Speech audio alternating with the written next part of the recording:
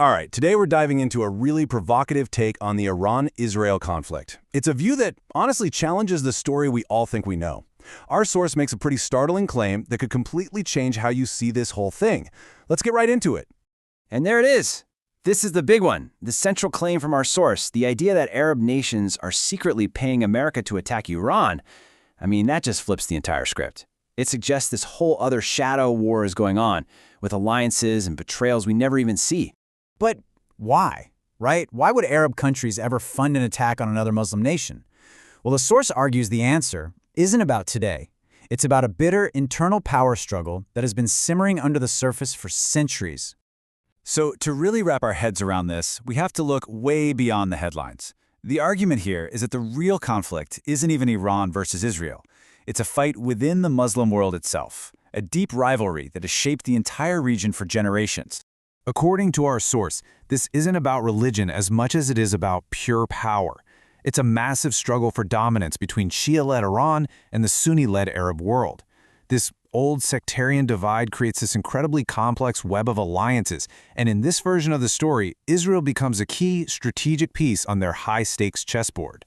And this is where this source paints a really stark picture. On one side, you've got the 57 Muslim-majority nations. Huge numbers, right?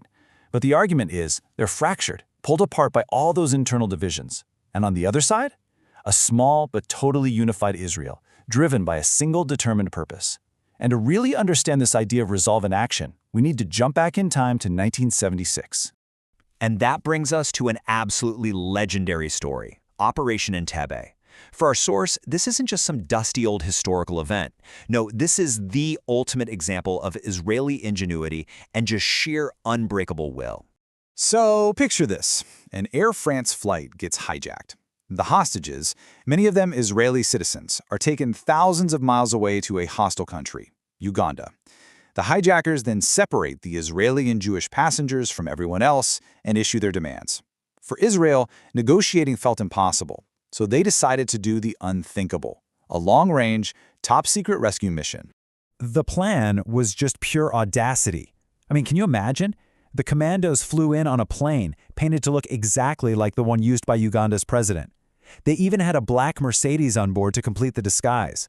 As soon as they landed, they drove straight for the terminal, stormed the building, and started shouting in Hebrew to separate the hostages from the hijackers. It was all over in minutes. And the level of detail here is just incredible. They had the blueprints to the airport because, get this, an Israeli company had built it years before. They used silenced weapons to keep that element of surprise, and before they left, they actually destroyed Uganda's entire fleet of fighter jets on the tarmac so nobody could follow them. Just a masterclass in covert ops. The mission was a wild success. Over 100 hostages were rescued and brought home. But it wasn't a perfect victory. There was a cost. One Israeli commando, the leader of the assault team, was killed during the raid. And his story, well, it's far from over. So, you might be asking, why does a raid from almost 50 years ago matter now? Well, our source argues that this isn't just history. It's a story that has deeply shaped the mindset of Israel's leadership today. Remember that one commando, the leader who was lost? His name was Yonatan Netanyahu. And if that last name sounds familiar to you, well, it absolutely should. And there it is. That's the connection. The hero of Operation Entebbe was the older brother of Israel's current prime minister.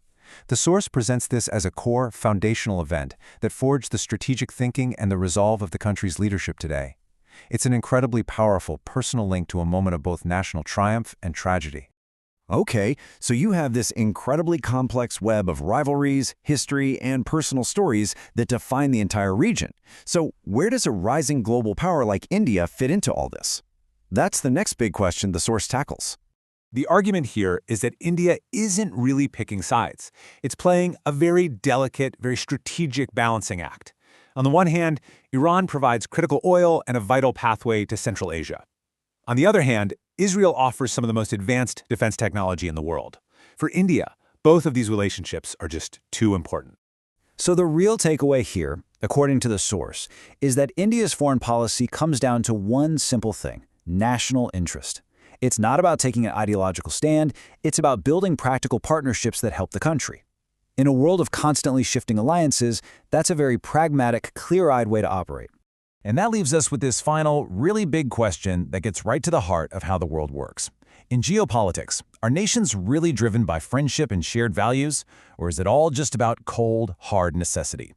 In this world of complex alliances and hidden agendas, the answer is never simple. So, what do you think?